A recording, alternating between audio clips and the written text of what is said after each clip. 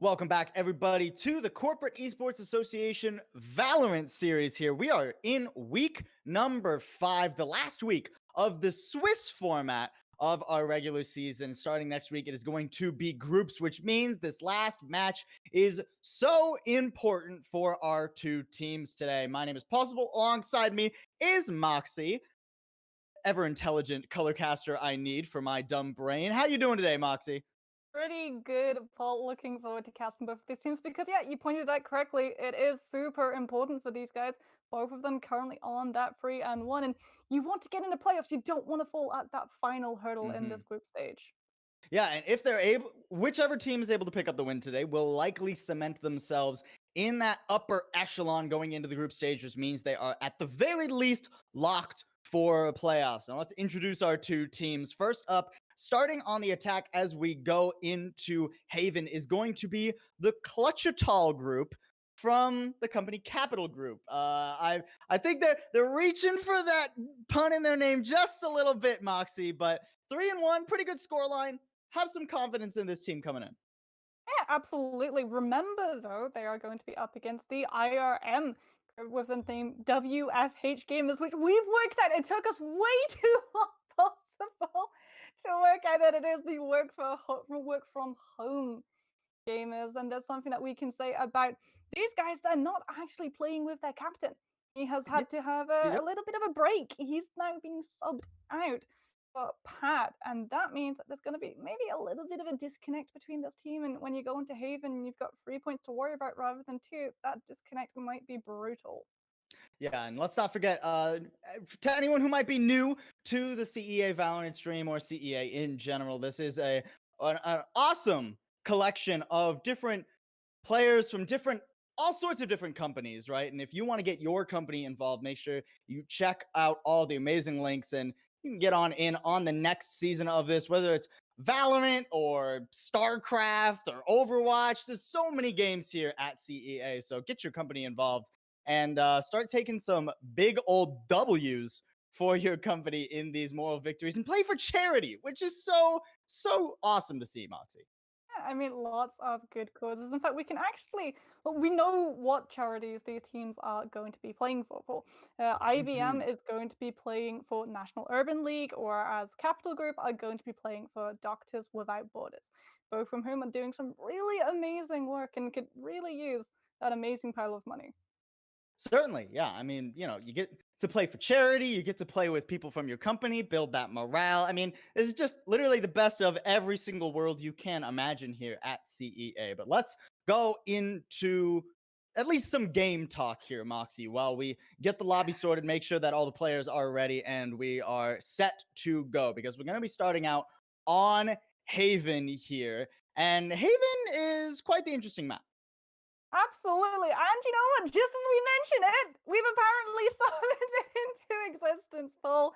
So we can actually talk about not just what could be, but what currently is. Interesting enough, Mhm. Capital Group have actually opted to go with the Killjoy and Reina on the attack. Reina can be very good for going for those first picks. She's very good at being able to get in and has that escapability without a lot of punishment due to her escapability tools. Killjoy, on the other hand, is much better when you have a stable environment to work with, when you've already got that space locked down. So look for that to come into play when we have the question of the rigging test. On the Phoenix, too, for Clutchital starting off on the attack. So I can only imagine they're going to be wanting to hold that W key on their attack. And you can already see their position so far up toward this B site. Is that 1-for-1 trade? They will know where the Cypher is playing, but Sidemoni not letting that get the better end of him. He swings out for a third, supported by his Jet. And this has been a bloodbath in favor of WFH Gamers on their defense. They hardly even flinched on that, Moxie. I mean, that's one of those dangers, right? When you're running without a cipher, you're running without information. That's something that Clutchital Group are going to have to come up against every single one of these rounds. They're not going to have the camera. They're not going to have that sort of a little bit of a health bar that, with the deployable you sacrifice to get information. Instead, you've actually got to put someone's life at risk, and that could very well be their undoing. And interestingly enough, based on what we just saw on the scoreboard, it's not much of a commitment to this buy at all from WFH. They just buy some light armor, say, hey, we won that pistol round so comfortably. Why would we ever buy more guns when we feel like we could just run it back? Not with the Phoenix, but with the Ghosts this time around. Maybe a little bit too ambitious, as it doesn't seem like it worked out too well on the C site. They're going to lose control of that one. Lickety split. And Pat's just going to have to wait for his team to rotate for this retake. WFH not really going to have the tools for that retake either. They're behind in numbers. Clutchital Group are controlling all of these sight lines as well, making sure all of the passages, all of the entrances onto point C are completely shut down. Great point. Paranoia too. Sidemoni is done before he can actually get anything done.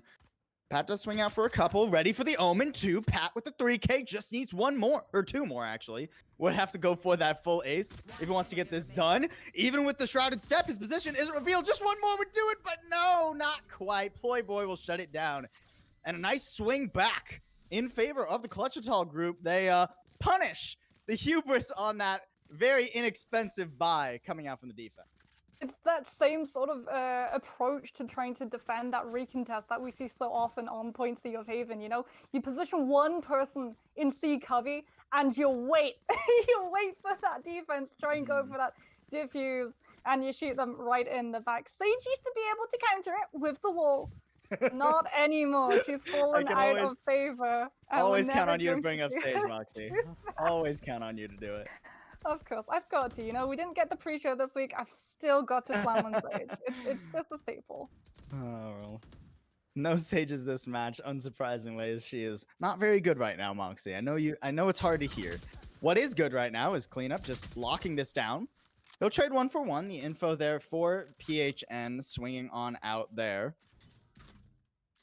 Okay, so I'm actually just getting a long-range frag onto C long there. So even though there was a bit of control gained over in Garage for Clutchital, they seed it just as quickly. They're not able to actually get any more map control with that one out. And an interesting smoke here actually positioned the the correct way. Never mind. That is the attacker smoke. So never mind. I was going to make an interesting point, but I was just straight up wrong. So now it is going to be the rotate over toward that A site. But I don't feel like Clutchital know where they actually want to take this.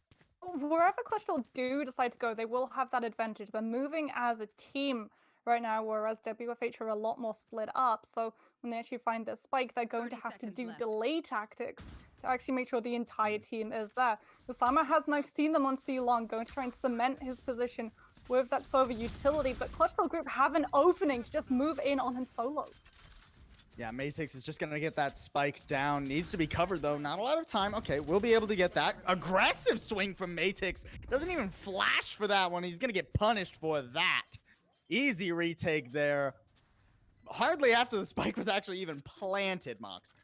Yeah, for Clutchital Group, they're running a composition where they have to be able to get that first blood. You've got the Phoenix, you've got the Reyna, you have to play aggressively and push for every single opportunity that you can possibly try and grab. That's not happening. And that's where this composition falls apart, because Reyna is a snowball of an agent. She finds her value when you pick up that first pick, then you can channel that kill into extra healing, push forward more aggressively, pick up more space. What WFH are doing a very good job of is actually containing the aggression that Clutchital Group want to show, slowing them down and forcing them into these engages where they're not at that easy advantage with these agents. Clutchital now just hopping their way over into Garage. The flash isn't going to stop their push as the run it back is popped. Nice frag there for Matix 2. Make it 2 in favor of Clutchital. I love to see this aggression, especially considering the composition that Clutchital are running right now. They split up the defenders entirely, but don't go for the hard hit onto C. They left the spike back by Spawn, so they're going to have to reposition this one. The Jet is spotted on that B site, and with that paranoia, it's going to be an easy swing for PHN. Didn't even need to connect onto that. All down onto Usama? I hope that's how you say that one, but he is going to be walking into a very tricky doorway. He's going to be walking into PHN, who's just waiting on those crates for him to move through. You don't have anything that can put extra attention into by yourself in safely. And that is a very dead Sova, as we're going to see Clutchital Group. They show the aggression, they use the composition that they're running to their benefit, and they get to reap the rewards because of it. Now, though, you're going to be dealing with a defense that hopefully won't make the same mistakes. They peeked out very aggressively into that B main, and they got punished for it. If they do the same thing again, you've got to start asking questions. And it's back to Eco now for the defense of WFH Gamers. So they're only going to have those ghosts, and it doesn't seem, at least at the moment, that they're going to do one of those classic Eco 5-stack rush out somewhere, try to get a gun. Instead, they're just playing split across the map. They're going to have to catch a defender, or an attacker rather, off guard if they want to try and pick up a gun, swing this in their favor. Beautiful split push as well coming out from Clutchital group right now. They're going to have so much coverage on that A site when they actually decide to move in. Oh, the Omen TP going into hell spots 2 players on that A site, and with the rotates likely coming over, Clutchital decide, hey, let's just go somewhere else. One will be spotted by that turret on the back end. Usama, nice headshots there onto Ikiani and Ikianiki. Well, that's a hard name to say, but regardless, the one frag is not nearly enough, especially considering Usama wasn't able to pick up that gun up in the window. And with Pat going down 2 over toward the back of that C connector, this is going to be a pretty difficult retake. Gonna need to hit nothing but headshots, and Sidemoney not quite able to make it happen. Pink at least able to pick up a gun, but 1v4, this would be very impressive. And oh. Oh, not looking the right way, Matix. Unlucky there, but at least knows where the jet is now, so the rest of his team can be prepared for the jet, and I think Pink Wow is just going to go for the save. I mean, you want to, right? You can try and delight this Reyna. Try and get that Vandal safely through. Isn't able to get the escape, and so loses the gun. That economy is really going to be in a little bit of disrepair right now for WFH. However, you know, they were coming into that added disadvantage. That was the reason why their economy is currently a little bit of a struggle. And now they've got into their hands something that, you know, you always want when you're on that defending side on Haven. Operator. Going to go down onto Usama, not the Jet. And that's very notable because the Sofa doesn't have that escapability, right? Everyone complains when Jet has that one-shot potential because she has the updraft, she has the dashes. If she gets pushed, she has her own way of escaping. Usama, if he goes for this blind peek, it gets pushed aggressively by Clutchital, has a risk of losing the most expensive weapon in game. Nobody over there to contest Usama right now, and he would have to get swung by multiple members, in theory, assuming he hits the first shot, to actually make that come to fruition. Instead, Clutchital just posturing towards mid right now. They are going to take this toward A. The first shot misses from Usama. Recon dart trying to keep the rest of the attackers at bay, but the run it back is going to go straight through sewers here. He is going to get pinched right now and can't even hit that shot. Beautiful sidestep there from Matix, going for the frag through the box, and Pink Wow is not going to be lasting very long on this site. Will at least get rid of the Empress, but once that flash comes out, Matix will shut that down. Go for a third in the round as well. Matix, captain of Clutchital right now. Undeniably strong, but he's the only one left standing and has quite the tricky situation, as one in long, one up in heaven is difficult to return onto. One more, he'd get the ace, but no, Simoni slam dunks right on his head. He got it! Simoni was looking to find out where that operator went. I wonder, who's it going to go to? Is it going to go to Usama again? No, it's going to the cleanup squad. No, they're playing past the operator. When the music stops, that's who they're going to get to go towards. It will be going back to Usama, and this time he's going to be going for that slightly more, you know, known operator position of the long. It means even if you get aggressively pushed, even if you're playing on something that isn't the Jet, you still have a little bit more survivability on your side. There's much less chance of you getting pinched in garage. And you get a lot more value because you get to shut down this entire angle. I mean, at this point, it's hard to imagine that WFH gamers are going to be able to lose this round. That being said, cleanup squad does get taken down. Still 4 ultimates and a player advantage for the defense right now, for the gamers. Although I guess they're all gamers, so for WFH, I should say. Sidebony doesn't have a gun, though. Actually, just rocking the Ghost right now. Is going to need the double headshot against this Phantom of PHN. And with a potential Lear there coming out from the Reyna. This is going to be tricky. Actually, you know, I said it's hard to imagine WFH lose this round, but taking better stock of it, it's feasible. Absolutely, especially if Clutchital just stay completely away from C long. They know that's where the operator is playing. Once they actually avoid that section of the map, they don't have to deal with the threat, and they can move towards mid instead. Oh, do they spot the Cypher? Okay, yeah, Sidemony will be going down, and now it's just a 2v2, an op for the retake on B, but no, the suboptimal plant position. Now Ployboy is down. Hunter's Fury! I don't really think that Usama was looking for that sort of point-blank Hunter's Fury. Was actually looking to shut down the spike plant coming out from the Omen. Didn't think the Rays would be lurking, and PHN shutting it down. 4K on the round, and a lead regained for Clutchital. Lurkers, man. Just when you think you're going to be able to get that style play of Hunter's Fury cutting across half of the map and denying that plant, in goes the lurk, away goes the Sober ultimate, and now you've lost it. The next one, you do have a lot of aggression, right? And especially with this defense coming in on a suboptimal buy, you can definitely expect for Pink to try and pop that one. A lot of Jets sometimes do that when they're on a sort of eco or even force buy. Pop the Blade Fury to just try and keep the attackers at bay. You've still got that potential, that danger to make them slow down.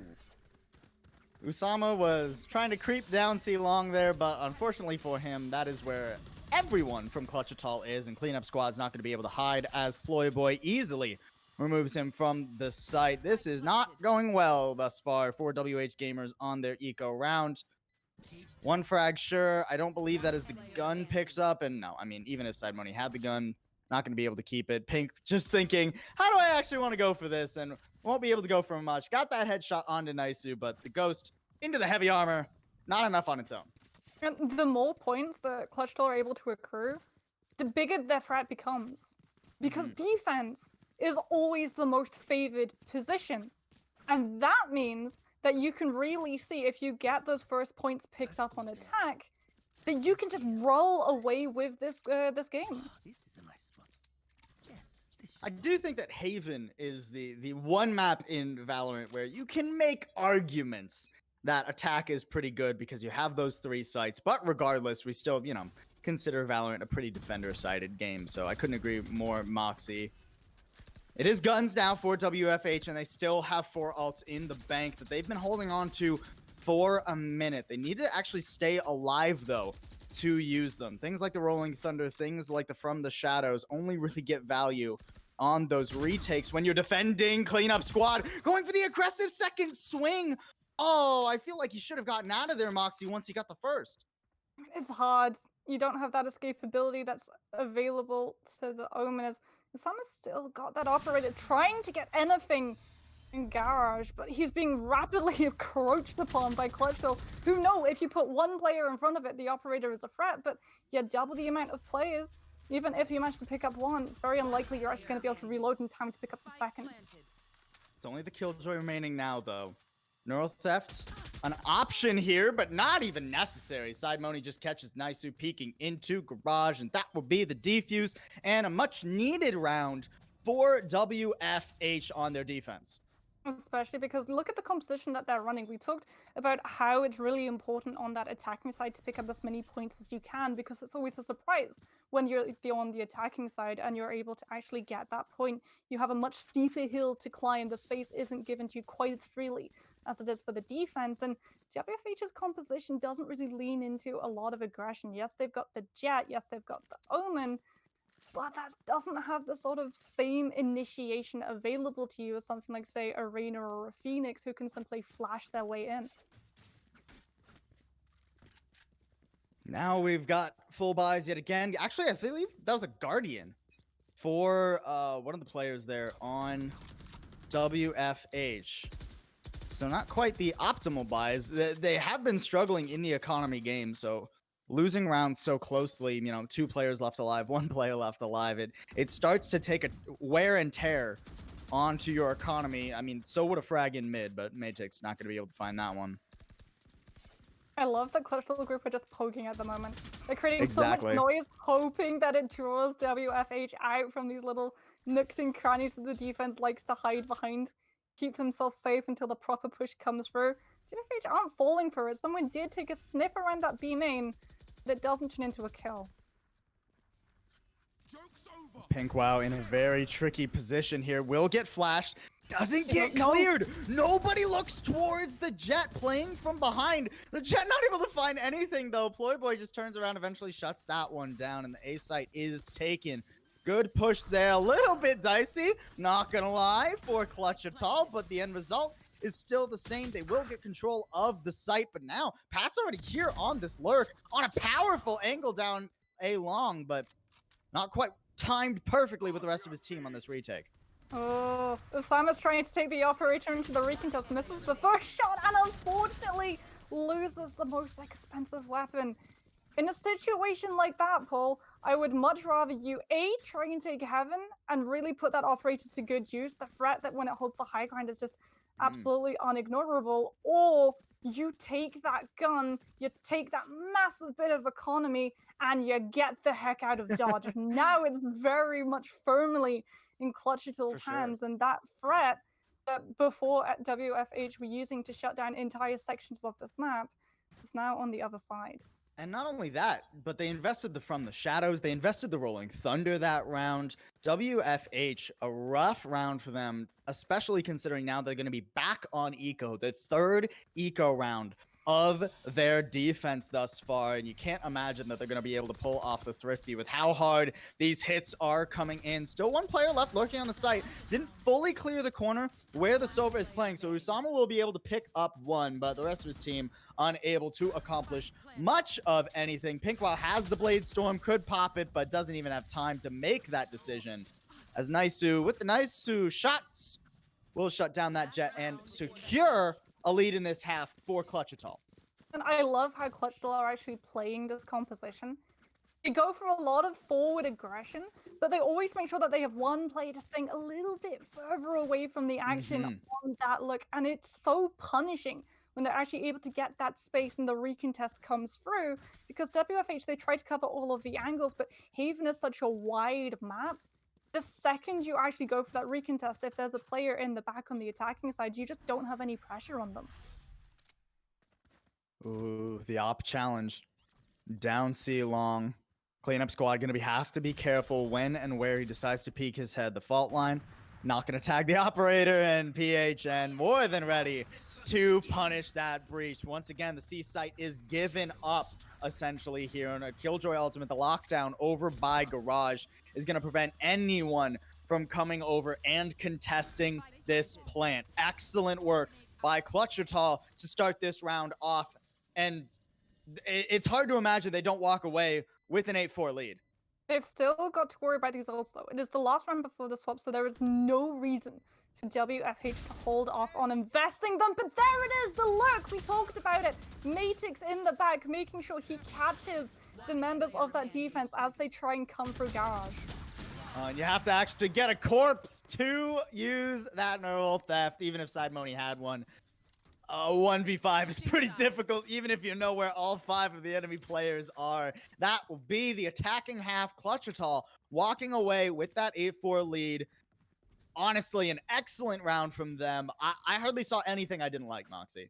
Absolutely. I love the positioning. I love the lurking. I love the fact that they really use that gun economy quite nicely. But speaking of gun economy, WFH, there is light at the end of the tunnel for this team. Yes, they are 4 points down, but the rounds have swapped. Gun economy has been reset. It is a fresh slate. They're on the attack. They have to be able to pick up this first point, though, Paul, because you lose this first round, you're 95% guaranteed to lose the next on gun economy alone. And if they lose the first 2 points, then they'd be down 4-10, and it's hard to imagine that they actually get the comeback from there. An aggressive swing out from the defense, only claiming one. The flash for the re-swing, and excellent work. Matix has been on fire. Pun very much intended on the Phoenix, and of course, as I say that, classic caster curse. He'll get shut down. And it seems like WFH are going to be able to get tenuous control over the site, but the Reyna here ready to push on forward, just waiting for the raise on this flank. It's the lurk again. Apparently, if Matix is gone, they still take into account that positioning. WFH, though, have been able to get that spike down. It's only the Sova left. And Ployboy is going to have that healing, that devour, keeping them alive in the fight. Usama, if he gets one more headshot, he could secure it. That's Ployboy, though. That's the Lear. That's the Reyna. So powerful on pistol round. The overheal is so difficult to punch through. I'm pretty sure Usama even hit the headshot, but it doesn't matter because Reyna's just so dang good on a pistol round. Reyna is just so dang good when she's got the kills and the corpses that she can heal from. Exactly. It really does break the sanctity of the 1v1, doesn't it? Yeah, right? Over. You're not even a Phoenix. You can't hold hands to the ground to keep yourself alive. You've just got to try and hit every single one of those shots and hope and pray that that opposing Reyna doesn't pick up hers. And now we're looking at that situation, that scenario that we said WFH really didn't want to be in. They lost the pistol round. They're coming in yet again with a suboptimal buy so that they can actually try and put some pressure in on that next round. They've got to get this first pick. And I'm a little bit interested that WFH rather didn't decide to like force up this round. We see a lot of teams these days when you lose the pistol on your attack because you were able to get the spike down, presumably, you actually buy like Stinger's light armor and go for the force, especially if you're this far down. This is just seeding this round over. I mean, unless there's some miracle right clicks here, there's not much of a chance for WFH, and no, they will get shut down. So now it is that 10-4 lead for the Clutchital group, and things starting to look grim. Well, not even starting to look grim, getting even more grim for WFH. But I think with that suboptimal buy, when they didn't come in with the Stingers, when they didn't come in with the Spectres, they weren't looking at the round they were in, they were looking at the rounds to come. Sure, they're acknowledging that the second that they're on that back foot, the second that they're going into that budget push, and Capital Group are above the 10 mark, that means that they're going to be getting so close to that match point. And above Mark 10, you really can't afford to be on a back foot buy. WFH, by taking into account that, have now set themselves up as best as they possibly can for at least this round to start. They've got to carry on that momentum, though. They've got to be able to come up in that kill feed. Otherwise, all of that forward thinking is going to be for absolute nothing. It is the bonus round here for Clutchital on their defense. Ooh, Ployboy not able to start it off very well.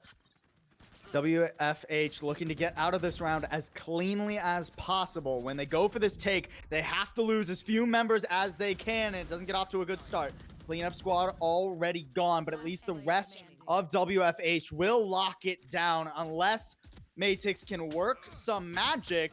It should be just fine for WFH. They only lose one in the round. Their economy going forward will be fine and dandy. That was the round they needed for their first gun round of their attack. However, now they've got to deal with not just a defending Reyna, but a defending Reyna with access to Empress. That is when Reyna becomes absolutely terrifying. Because we see so often Reynas, go towards Garage, try and push through those doors, get a first pick, try and either fade out if they're not successful, or immediately pop Empress and snowball that into 2 picks, 3 picks. And with the way that WFH are looking at those mid doors, that danger is very much on the table. Empress has been slightly nerfed on the recent patch, right? Down to the 15% fire rate for that stim. But, I mean, 15% is more than enough, realistically. Ooh, Matix takes so much damage, but will be able to get the better end of Pat. Run it back. This is very aggressive. Only 28 health on that actual run it back, but it will heal him fully back up when he snaps back to his corpse, and he's able to grab a gun and grab some beautiful information. Knows there's at least 2 players out by grass right now. Can he get the frag? Oh, Matix, what are you doing to him? Okay, finally gets shut down. Usama not letting him get away with that one for free. There's so much value. They know even if they lose this round, they're taking players out from WFH. They're crippling the economy so that they can actually guarantee themselves a much better position in these coming rounds. That means that Clutchital, no matter what WFH do, are still going to be at a huge advantage in this next run, especially since they win that round. What a nasty flank there from PHN. Beautifully timed and played by PHN and Naisu. Naisu stuck in that pinch between the one attacker coming up C-Long and the one from Garage. Just plays back, gets paranoid and everything, but buys enough time for PHN to get around and take out that defender in Garage. And from there, it is not difficult at all to go up to that next round. Now a dicey buy at best for WFH. And this is not a round they can afford to lose. They will not have money for next round, and it will be match point in theory if they lost this round. You can't go on to match point on a budget push. Nice. They're trying to get as aggressive as possible, try and cripple Clutchital's economy just as Clutchital attempted to and was successfully able to in that last round, but you've still got to actually hit your shots. Oh no, PHN. You can't do him dirty like this. Another point blank Hunter's Fury. No, and he's blind. Can't get anything done. And PHN is just going for the stick, just going immediately towards it. Nobody's here to stop him, and Nice even gonna frag onto Pat. Match point now for the Clutchital group. What a disgusting hold on that A site. WFH, they've got the abilities, but they're not using them. We haven't seen the smokes come through to cement their position to guarantee them safe passage onto these points and then in that next fight. Because Clutchital are very good at seeing where the attacking team are moving and immediately going for that recontest. They don't wait around. They go straight for the throat, and if you're WFH, you've got to start using these utilities, leaning on your kit the way that Clutchital are leaning on theirs to delay the time to actually put themselves at a lead in the fight. And a rough start for WFH2. Beautiful swing. Completely dry out of garage. And, I mean, no one's going to come over and contest Matix and can easily pick up that ult orb. Not like he'll even so much need it. Good info gained there by PHN. Knows there's at least one more creeping up C long. And at this point, Clutchital can assume it's just a hard C take. At least Pat will be able to get one back. 72 health, and will get detained. Oh no. Okay, we'll have at least the Cypher to maybe cover him, but Cypher's not there in time. Simoni now will have to use that neural theft. Can't afford to get flashed. The position actually baits him into the wrong side of the box, and Madix shuts it down. Clutchital will walk away with the win and all but secure themselves a spot in placements and the playoffs. I mean, you can see why Matix is the captain, right? The guy was on absolute fire. Absolute fire. Comes top of the leaderboard to absolutely no one's surprise. If there was anyone that could have clutched out for Clutchital Group, it was that guy. He was always lurking. He was always in positions that WFH just never really were able to deal with, never expected to run into, and he had the firepower, the mechanical skill to back that one up as well. When you're in a 1v1 and you're a Cypher and you're going up against a Phoenix who still has access to some of its really key abilities like the flashes, you've got to be able to play the mind game, and unfortunately Matix just wins that one as well as the gun duel. Yeah, no, and I mean, we do have to put a little bit of an asterisk on this play for WFH. I don't think this is necessarily their full potential. They were missing their captain of all players today. Pat actually a sub, although Pat did pretty well, all things considered. Came out of this top of the team, at least combat score and kills wise. But, you know, when we're talking about how valuable a captain, what's probably your in-game leader is to a squad in a game like Valorant, the absence of that can certainly impact how you play on any map, much less one where you have to, you know, rotate between 3 different sites and all sorts of craziness like Haven. I mean, at least it wasn't Icebox, you know? At least he didn't have to play with verticality as well as a horizontalness. But no, I think we could definitely see and feel the absence of that captain when it came to positioning, when it came to utility usage, when it came to ultimates. There were a couple of moments where certain players panicked, certain players invested, things like Hunter's Fury in suboptimal positions. But, you know, we've all been there. We've all done it. We've all been pressured into using an ultimate and hope that we'd be able to get it off in time. It's just that sometimes that Hunter's Fury is very much punishing with the animation. Because if you're able to actually safely get it off, you know where they are. It's an insta-kill pretty much. That would guarantee you the safety. You would be the hero of your team. Unfortunately, it just doesn't quite happen that way. And going up against any team without a captain is going to be a hard task. But going up against Clutchital, who we saw really knock it out of the park today, was just a mountain that WFH weren't able to climb. Well, Clutchital, they're going to walk out of this one with a beautiful win. Kudos to them. We're going to be back with an interview of one of the winning players in just a minute, so stick around.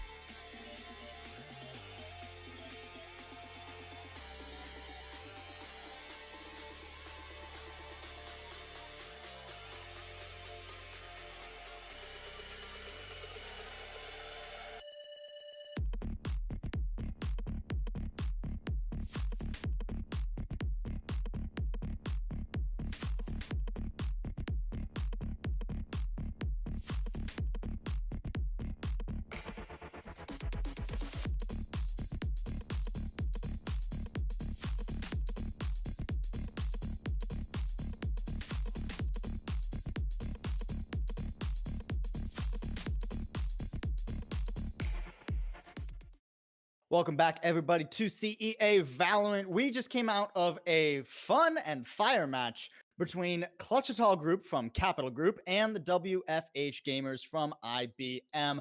We're now back with an interview with the captain from Clutchital Group, the dominant winners of this match, Matix himself. How are you feeling after such a strong showing here in week number 5?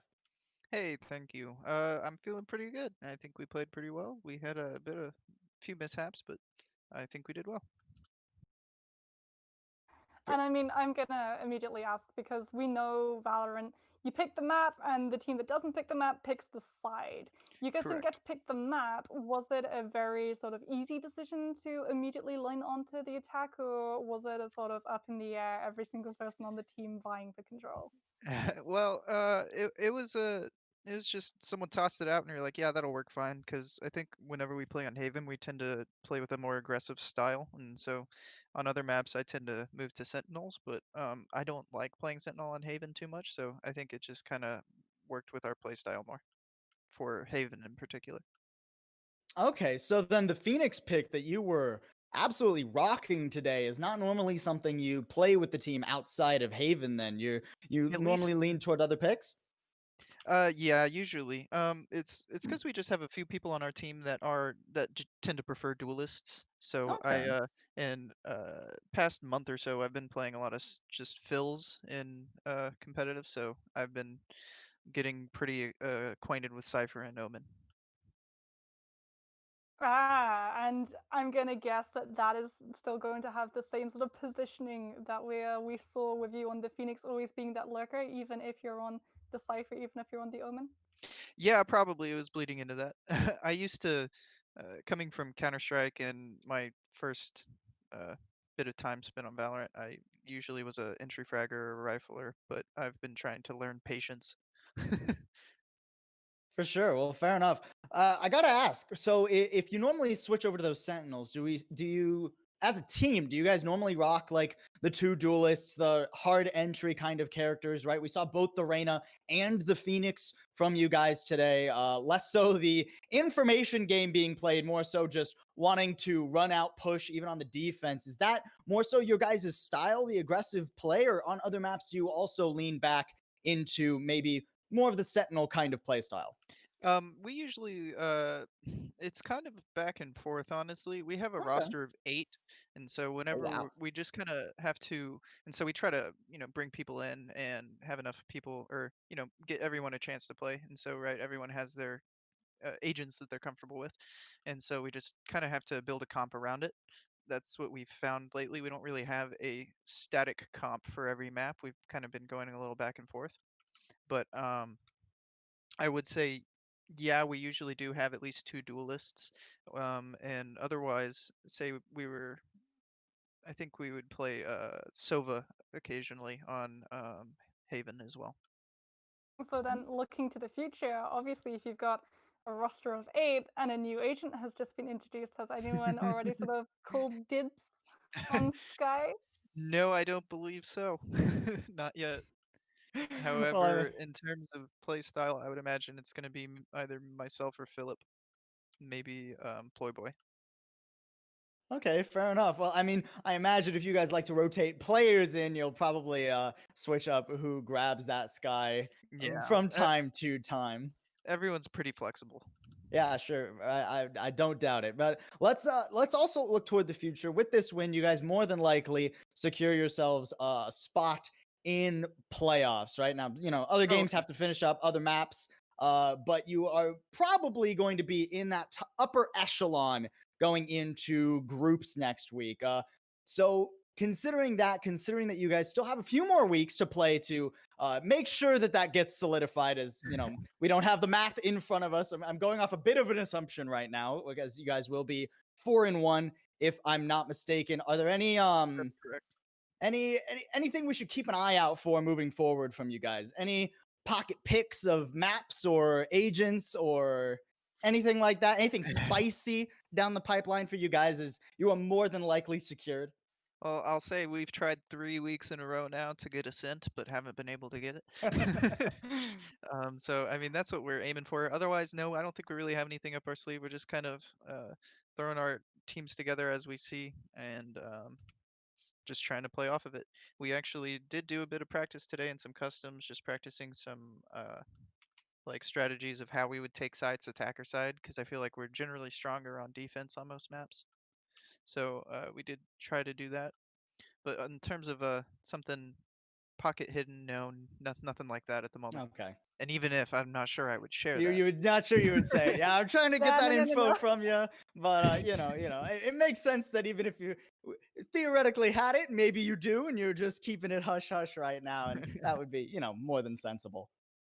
Well, we've looked to the future, and we can look to the past as well. So you sort of talked about how you did a little bit of preparation on trying to grab those sites.